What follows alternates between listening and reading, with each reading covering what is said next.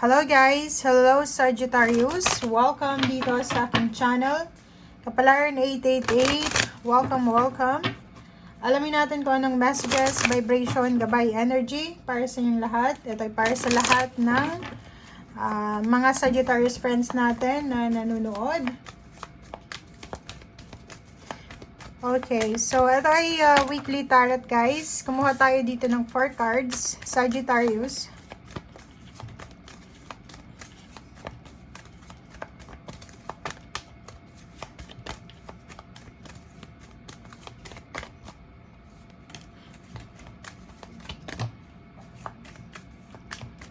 Okay. So, meron ditong occupation, merong magnanakaw, merong nag-iisip, and merong isang babae.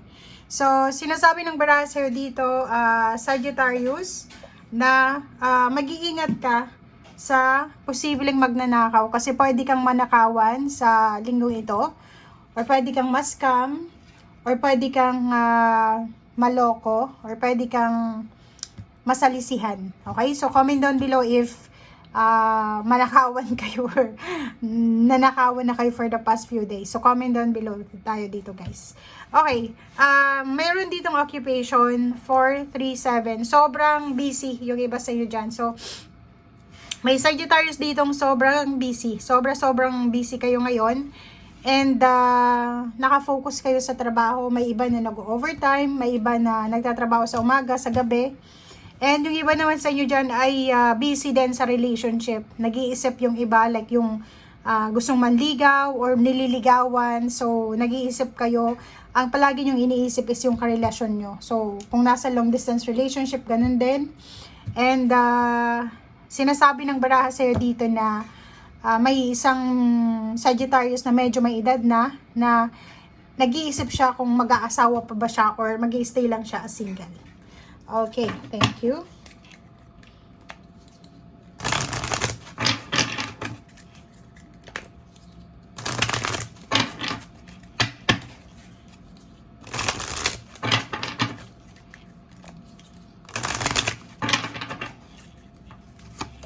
Okay, so total submersion. So, etong number 32.5, sinasabi ng barahan na huwag tayong masyadong matakot. Huwag tayong masyadong matakot sa mga pagbabago. Like for example, if may bago tayong goals, bago tayong project, bago tayong interest.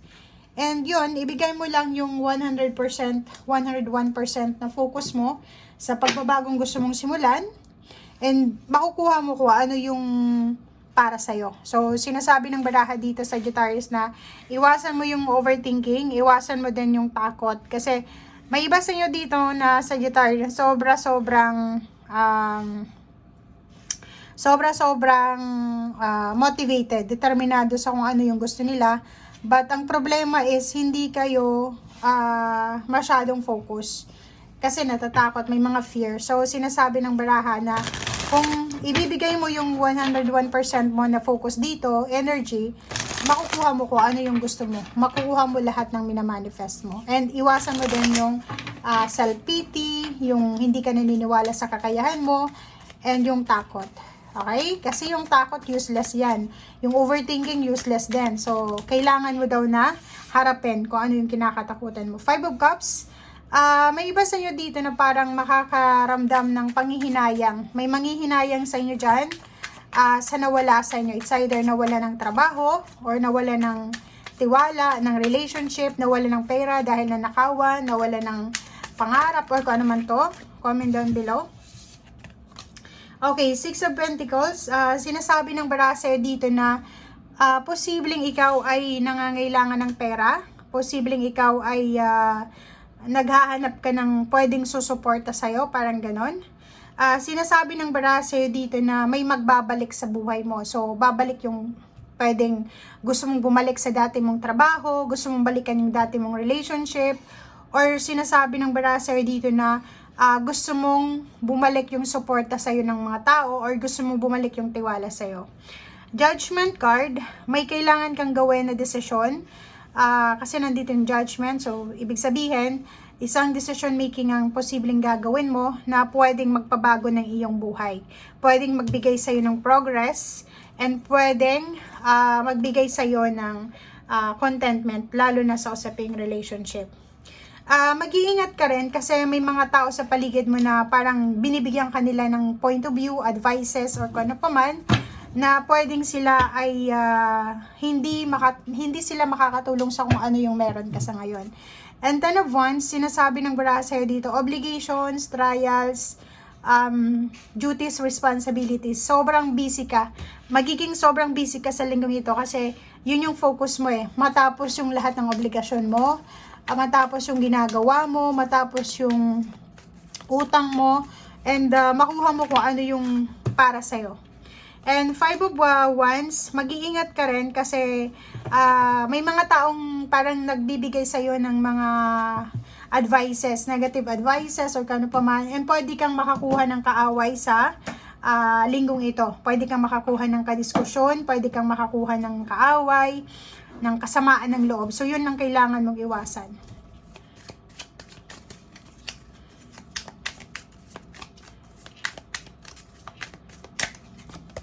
Okay, so Page of Swords, sinasabi ng baraha sa'yo dito na kailangan mong ihanda ang sarili mo para sa mga pagbabagong magaganap, lalo na sa mga susunod na araw, buwan at taon.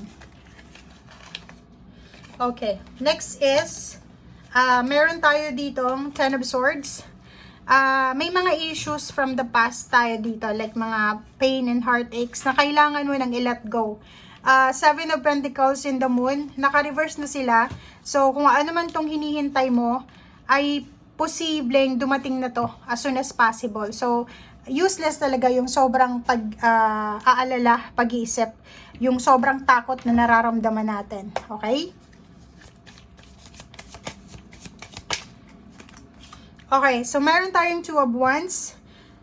May posibleng option kayo na pwedeng pagpilian. Options, financial to. So, nakikita ko sa'yo dito, pwedeng long distance siya. So, may mga offer sa'yo na pwede mong makuha ang offer na to sa malayong lugar. Pwedeng may mag-offer sa'yo ng trabaho sa malayong lugar or malayong kamag-anak, malayong kakilala. So, ang offer na to is malaking sweldo, malaking halaga yung pwedeng makuha mo dito. Kaso lang, marami kang kailangan na i-consider sa sarili mo. So, ang Ten of Pentacles, sinasabi na posible din na may inheritance. Inheritance, or kung ano man to na lump sum na hinihintay mo. So, kailangan mo lang na magkaroon ng pasensya. And Queen of Cups, kalmahin mo ang iyong sarili. Kalmahin mo yung sarili mo. Kailangan mong kalmahin yung sarili mo. Pasensya ang kailangan mo sa ngayon.